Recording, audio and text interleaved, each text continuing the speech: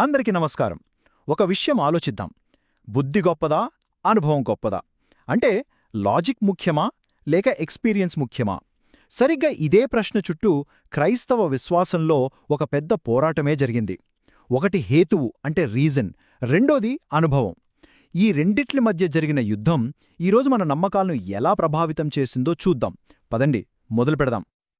ఒకవేళ విశ్వాసం చల్లారిపోతే ఏమవుతుంది? అంటే భక్తిలో ఆ వేడి, ఆ ఉత్సాహం, ఆ అనుభూతి లేకుండా కేవలం తర్కం, లాజిక్ మాత్రమే మిగిలితే ఎలా ఉంటుంది? ఈ ప్రశ్నతోనే మన ఈరోజు ప్రయాణం మొదలవుతుంది. మన కథ మొదలయ్యేది జ్ఞానోదయ యుగంలో, అంటే ఏజ్ ఆఫ్ ఎన్లైటన్మెంట్లో. ఆ రోజుల్లో మనిషి ఆలోచనకే ఫస్టు ప్రియారిటీ. మానవ మేధస్సే రాజు, తర్కమే మకుటం. ఫీలింగ్సు, ఎమోషన్స్ కన్నా రీజనింగ్కే పెద్దపీట వేశారు. అంటే చూడండి, 1685లో మొదలైన ఈ జ్ఞానోదయం మనిషి ఆలోచించే పద్ధతినే మార్చేసింది. లాజిక్కు అందని అద్భుతాలను, సూపర్ న్యాచురల్ పవర్స్ను ప్రశ్నించడం మొదలుపెట్టారు. దాంతో 1815 వచ్చేసరికి చాలా చర్చిలలో ఆధ్యాత్మిక వేడి తగ్గిపోయింది.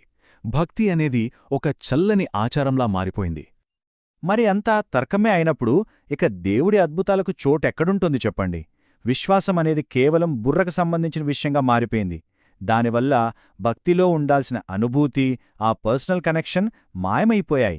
దేవునితో వ్యక్తిగత సంబంధం పోయి మతం కేవలం ఒక నీరసమైన కార్యక్రమంగా మిగిలిపోయిందన్నమాట. మరి ఈ ఆధ్యాత్మిక చలికి అసలు కారణమేంటంటే అదే అద్భుతాలను నమ్మకపోవడం. కంటికి కనిపించని దాన్ని, మన లాజిక్కు అందని దాన్ని తిరస్కరించడమే ఆ యుగం యొక్క ప్రధాన లక్షణమైపోయింది. ఆ కాలంలో డేవిడ్ హ్యూమ్ అని ఒక ప్రముఖ తత్వవేత్త ఉండేవాడు. ఆయన ఏమన్నాడంటే, అద్భుతమంటే ప్రకృతి నియమాలను ఉల్లంఘించడం అని. ఈ ఒక్క మాట చాలు అప్పట్లో అద్భుతాల పట్ల ఎంత వ్యతిరేకత ఉండేదో అర్థం చేసుకోవడానికి. ఈ ఆలోచన అప్పటి మేధావులను బాగా ప్రభావితం చేసింది. ఈ ఆలోచన వల్ల వచ్చిన మార్పులు చూడండి. ప్రొటెస్టెంట్లు, కాథలికులు నమ్మే అద్భుతాలను కొట్టిపారేశారు. అద్భుతాలు ఎప్పుడో బైబిల్ కాలంలో జరిగాయి, ఇప్పుడు జరగవు అనే కొత్త వాదన మొదలైంది. చివరకు బైబిల్లో ఉన్న అద్భుత కథలను కూడా అతిశయోక్తులుగా, కల్పితాలుగా చూడటం మొదలుపెట్టారు. దీంతో విశ్వాసమనేది దేవుని శక్తితో సంబంధం లేని ఒక మోరల్ లెసన్గా మారిపోయింది. అయితే ఈ ఆధ్యాత్మిక నిశ్శబ్దానికి, ఈ చల్లదనానికి ఒక సమాధానం దొరికింది. 20వ శతాబ్దం మొదట్లో ఒక అగ్నిపర్వతంలాంటి ఉద్యమం పుట్టుకొచ్చింది. దాని పేరే పెంతుకోస్తు ఉద్యమం. ఇది చల్లబడిన విశ్వాసానికి మళ్లీ వేడిని, నిశ్శబ్దానికి శబ్దాన్ని తీసుకువచ్చింది. అయితే ఇది కేవలం ఇంకో కొత్త చర్చ్ కాదు, ఇదొక ఆధ్యాత్మిక విప్లవం.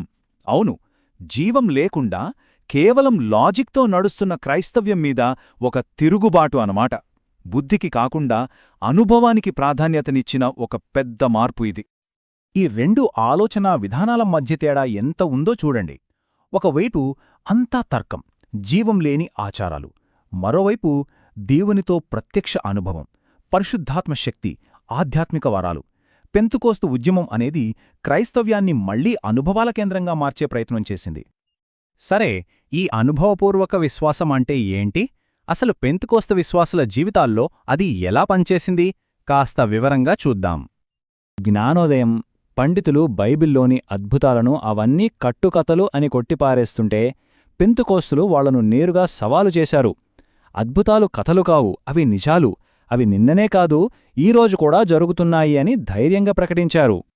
వీళ్ల నమ్మకం ప్రకారం ఒక విశ్వాసి జీవితంలో 3 ముఖ్యమైన స్టెప్సుంటాయి. మొదట రక్షణ పొందడం, ఆ తర్వాత పరిశుద్ధాత్మతో నింపబడటం, ఆ తర్వాత దేవుడిచ్చిన వరాలను వాడటం. అంటే నమ్మకమనేది కేవలం తలలో ఉండే ఒక ఆలోచన కాదు, అది మన జీవితంలో కనిపించే ఒక శక్తిగా మారాలన్నమాట. ఈ ఆధ్యాత్మిక వరాలే పెంతుకోస్తు ఉద్యమానికి గుండెకాయలాంటివి.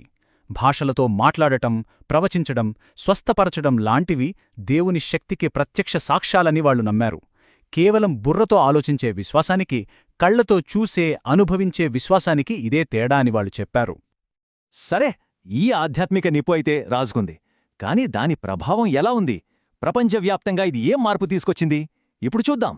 ఈ ఉద్యమం ఒక స్పార్క్ లాంటిది. ఇది కేవలం కొత్త చర్చిలకే పరిమితం కాలేదు. అప్పటికే ఉన్న పాత సాంప్రదాయ చర్చిలలో కూడా ఒక కొత్త ఉత్సాహాన్ని నింపింది. ఆరాధనలో మళ్లీ భావోద్వేగాలు, అద్భుతాలు, ఆనందం వీటన్నిటికీ చోటు దొరికింది. చల్లబడిపోయిన విశ్వాసానికి ఇది మళ్లీ జీవం పోసింది. అందర్నీ ఆశ్చర్యపరిచే విషయమేంటంటే ఈ ఉద్యమం అక్కడితో ఆగిపోలేదు. నిజానికి ఇప్పటికీ ప్రపంచంలోనే అత్యంత వేగంగా పెరుగుతున్న క్రైస్తవ సమూహం ఇదే. దాని ప్రభావం అంతకంతకు పెరుగుతూనే ఉంది. ఇంత వేగంగా ఎందుకు పెరుగుతోంది?